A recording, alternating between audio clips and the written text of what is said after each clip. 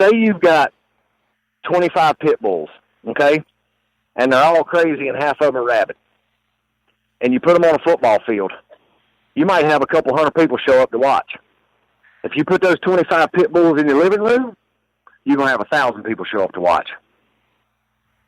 That's what Bowman Gray Stadium is. It's not about showing up and let the fastest man qualify up front and lead the race and go. It's a bull ring. It's being in the right place at the right time with double file restarts, and it's a place that's fueled by adrenaline. Like, you can feel it from the grandstands when you walk in. Those people are passionate about the racing as we are. Right. But what makes it so much different from everywhere else is because you can show your emotions at Bowman Gray Stadium. You know, if somebody spins you out, you can go spin them back out again. You know, it's not it's hard to describe. I tell you what, if you want to really question it, just walk in the place one time as they're throwing the green flag for the start of the race, and there's 20,000 people standing on their feet. Oh yeah. Just walk in one time. Oh, yeah. Just walk in one time. Oh, yeah. That's all it takes. There's nothing like it. I've experienced it several times. I've been there for the NASCAR Modifieds, the NASCAR K&N Series before, and those are special events. But, I mean, it's just something that brews every weekend at the Madhouse Bowman Gray Stadium. Did you even realize, or was the mind blank for both drivers? I know you're not speaking on behalf of John Boy, but did you realize there were people standing there in the infield? Was you aware of your surroundings, that you could, there were people standing there, officials were there, safety crew members were there, so, you knew not to hit nobody? Yeah, I mean, I had in my mind that I'm on the racetrack. There shouldn't be anybody out here not in a race car, and the track crew cleanup guys should be behind the safety guardrail that's provided for them. Gotcha. You know, I don't want to see any safety guys get hurt, obviously, and they're there to help us. But those guys are adults, and they have to know when to step in when there's a race car moving. When those race cars are moving, you don't walk up to them. You don't go close to them. I don't care if they're crashing each other or if they're just riding around slow under caution. You don't walk up to a moving race car. Like, everybody knows that. They taught us that in kindergarten. You don't play in traffic. That's right. You're exactly right. Yes. So I mean, really, you think about it. A grown man should not go toward a race car that is, number one, moving, number two, crashing into another one. So you're thinking thankfully nobody did get hurt, right? But everybody over there's first instinct is to go right toward the drama and go right toward what's happening. Right. Well, I think that's why NASCAR is stepping in this time, because if the people aren't smart enough to get out of the way, then we're going to have to step in and put a stop to it. Have you cooled down any? I mean, I still sense a lot of anger in your voice, but have you kind of calmed down? It's not anger, man. It's not anger. It's passion. It's passion. I'm not angry whatsoever. Okay. I'm not mad. I don't have hateful feelings toward anybody. I'm good. You know what I mean? I don't agree with NASCAR's decision whatsoever. But NASCAR's been doing decisions for the last, I don't know how many years I hadn't agreed with. Gotcha. You know? Ask the people that watch their Sunday afternoon show and see how many of them agree with a lot of NASCAR's decisions. You know, but there's nothing I can do about it. You know, so there's no need to dwell on something I can't control. Absolutely. All I can do is keep my head up and keep on keeping on, and I'm going to be just as passionate about this sport tomorrow as I am 10 years from now as I was as a little kid. So, Jason, it's something that's not going away, man. Is there any way for you to get back in the championship hunt, or does this incident, the suspension, take you out of the run for the Bowman Gray title? I was pretty much out of the run already. I was 50-plus points behind, which was a full race, basically. So I was out of the points hunt to start with. But, yeah, I mean, definitely now, you know, Jonathan and I are both out of the points at this point. So is there a different mindset now since you're out of a championship picture when you go out to race? Obviously, I don't want to ask that stupid question because you want to win. Everybody that buckles up inside their cars wants to win anywhere, whether it's Bowman Gray or Charlotte. But, you know, is there a different mindset now when you go to Bowman Gray, not this weekend but next weekend, to finish out the season?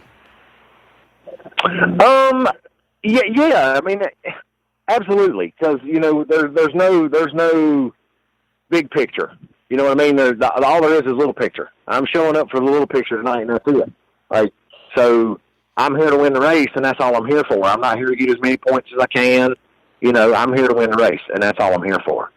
And the last couple of races of the year, the guys that are points racing, they're going to have to be on their toes, and they're going to have to give a little bit more than they're going to have to take a little bit more than they give. And guys that aren't in the points can use that to their advantage the last couple of races, because those guys aren't focused on winning the race. They're focused on winning the championship. So let them have the championship. Let me have the race. We all win, If there's one thing that you could say to Jonathan Brown if he was live on the show Finish Line with you, what would it be? That's a tough one, man.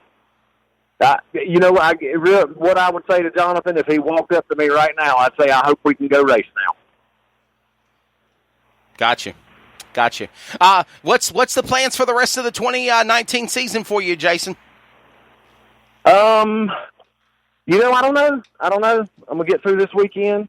We'll run the last two at the stadium, and then we'll go from there. You see what we got left, and I don't know. We'll see. Is there any type of legal actions that could be put against you or him? Is everything pretty much steamed over? No visit from the cops? Because, I know I watch some of these videos, and if they get pretty out of hand, they'll throw the cuffs on them in a heartbeat. Now, I didn't say that happened to you, but could there be any type of legal ramifications for what both of y'all did? I don't think so. I'm not exactly sure how that works. But I think that, it's not like I'm in the parking lot somewhere doing it. You know what I mean? I'm in a restricted area that's for racing. And, I don't know that, I don't think so. But, if you watch, the guys that get hauled off in the handcuffs and the guys that get, grabbed and pulled off the racetrack are the guys that are getting out of their cars. Like, they're made it very clear to us not to get out of your race car. Right. Especially after the deal at the dirt track a few years ago. Do not get out of your race car. Definitely. So the guys that are getting out are the ones that are getting snatched up and carried off the racetrack.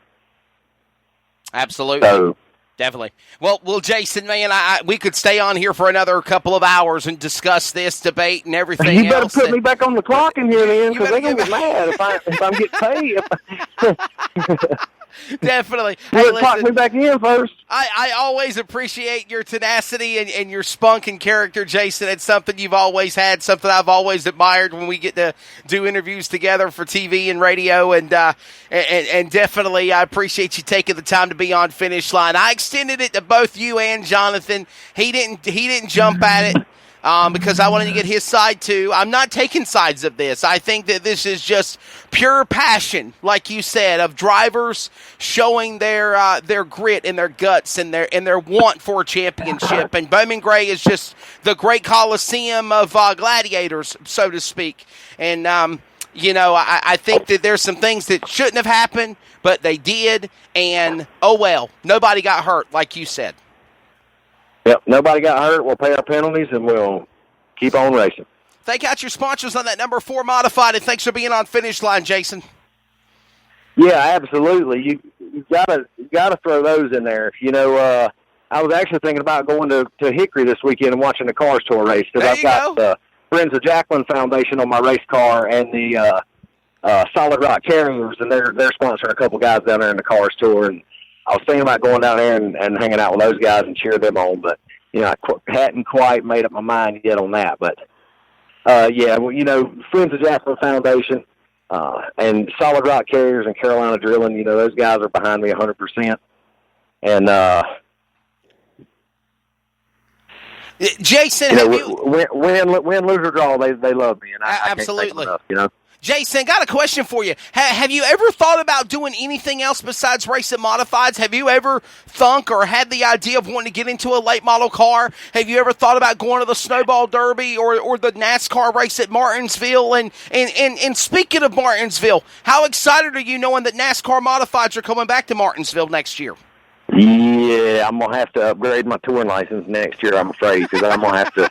I did the Martinsville race a few years ago when they had it. That's one of the most fun I've ever had in a race car. That's a modified racetrack. Oh, yeah? But, yeah, I work at Hitchcock Racing, for Jay Hitchcock, and he builds late models. A lot of good teams run Hitchcock cars. That's right. I've been to a couple of the Cars Tour races this year, and it does get me wanting to drive one of these things, especially in here putting them together and building them. I wouldn't mind running a late model a little bit, especially a super late model, and I really, really would like to drive a super late model. Yeah. But I've got 3 modifieds. It's hard to, I'd love to get rid of a modified and get a super late model and be able to do a little bit of both. But it's kind of hard to start over when everything I got's modified. Absolutely. Gotcha. Well, shameless plugs to Hitchcock Race Cars. Tell Jay I'll send him the bill. But, no, Jason. You got it. Thanks for being on Finish Line, buddy. Keep your head up, and we'll see you again at the Madhouse sometime soon. And what's your final message to your fans out there?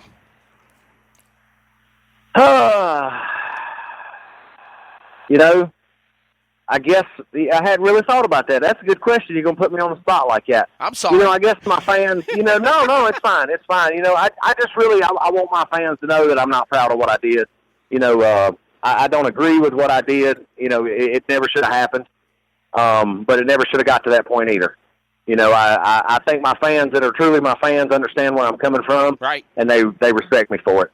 The ones that don't agree, I don't think were my fans anyway. So, I love them all, whether they like me or not. They're just the biggest part of this sport as we are. Definitely. Jason, thanks, buddy, for being on Finish Line. Godspeed, take care, and I'll see you at a racetrack sometime soon. All right, thanks. Jason Myers from Walnut Cove, North Carolina. Man, that interview could spiral on forever. We could keep Jason Myers on for another 45 minutes to talk about what happened. Okay, here's my take of what happened at Bowman Gray Stadium. Okay, and I will just say this without ruffling any feathers. This is my take, my opinion of what took place at Madhouse last weekend. This has not got anything to do with Jason Myers or John Boy Brown.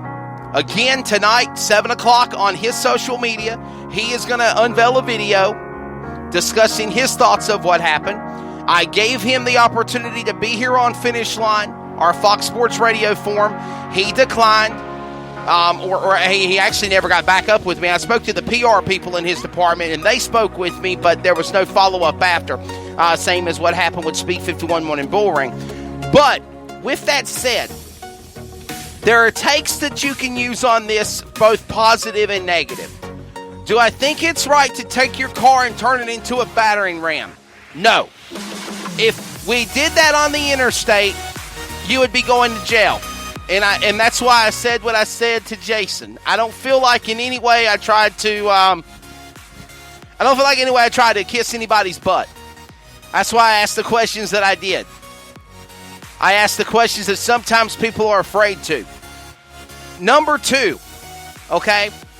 I do believe that there should have been some type of a penalty or suspension, sustained from this.